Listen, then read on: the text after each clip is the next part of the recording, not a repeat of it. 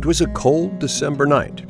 Two friends, 15-year-old Sarah Harbinson and 13-year-old Amy Ayers, were hanging out at a mall in Austin, Texas. They were waiting for Sarah's sister Jennifer and coworker Eliza Thomas to finish their shifts at the I Can't Believe It's Yogurt shop. Around 10 that night, all the girls met up at the shop and planned to go home for a slumber party.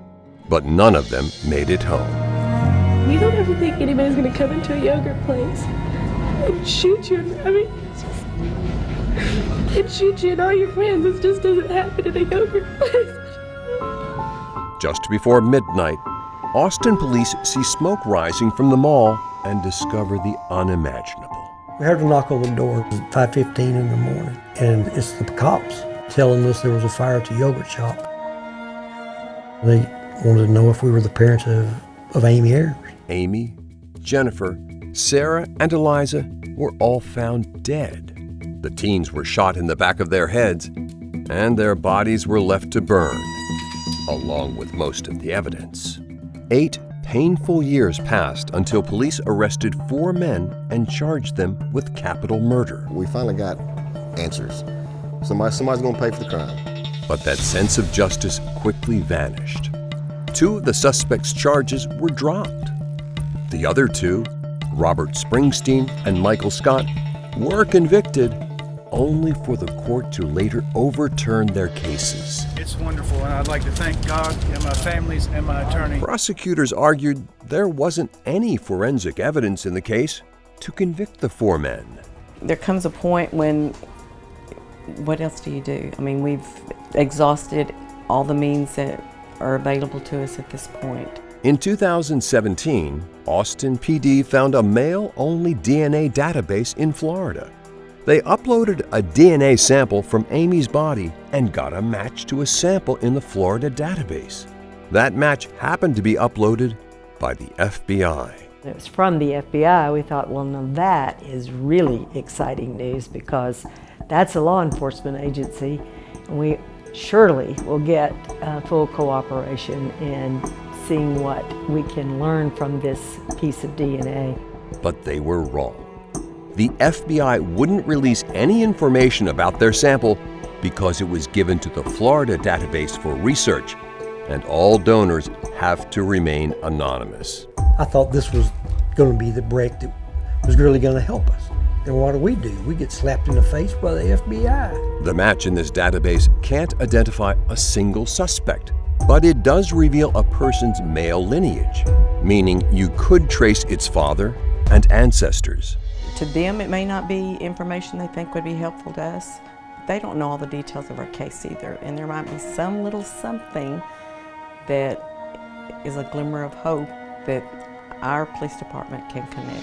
So for now, the only glimpse of hope lies in a public research database being protected by the FBI. There are 4 dead girls, 4 families that have gone through 29 years of hell. And you're causing more pain for these families sitting back knowing that you've got the information and you won't get it. How can you do that? It's a wild twist in a heartbreaking mystery that began nearly 3 decades ago. I will not die until this is solved. This is my little girl. And I want justice. We are joined by senior reporter Tony Plahetsky from KVUE in Austin, Texas. Thank you so much, Tony, for joining us. What are Austin investigators doing to keep this case alive? Have they considered even subpoenaing the FBI to get the DNA information? Well, Tori, as you know, this investigation has spanned nearly 30 years, but in the past couple of years, investigators really have intensified their efforts to solve this crime once and for all. They have appointed a new team of investigators to not only go over the scientific evidence, but also reams of evidence from past investigations. Yes, they have considered subpoenaing the FBI, but we're told that that really would be a laborious process, and I think they are unsure just how effective that might be. Interesting. Now, Tony, I don't have to tell you, this case has received national attention. The U.S. representatives even sent a letter to the FBI. Has anything come of that? Well, that letter was sent just before the COVID-19 pandemic began. But I am told that behind the scenes, at least, that letter has had some impact, that perhaps the conversations between the FBI and the local investigators have picked up momentum, and that there is an increased willingness for both of them to try to get on the same page, to do all that they can to try to solve this case. Wow. And Tony, like you said, it's been 30 years. And you definitely say that this has affected and shaped Austin. Have there been any laws that have been passed or anything? Or do you think it's just a general public sentiment that people know that big city crimes happen here in Austin now? Yeah, from what I've been told, I wasn't here in 1991, but people who have lived here for many years just talk about the shift of mindset that happened after the yogurt shop case. It was obviously so gruesome and so grisly.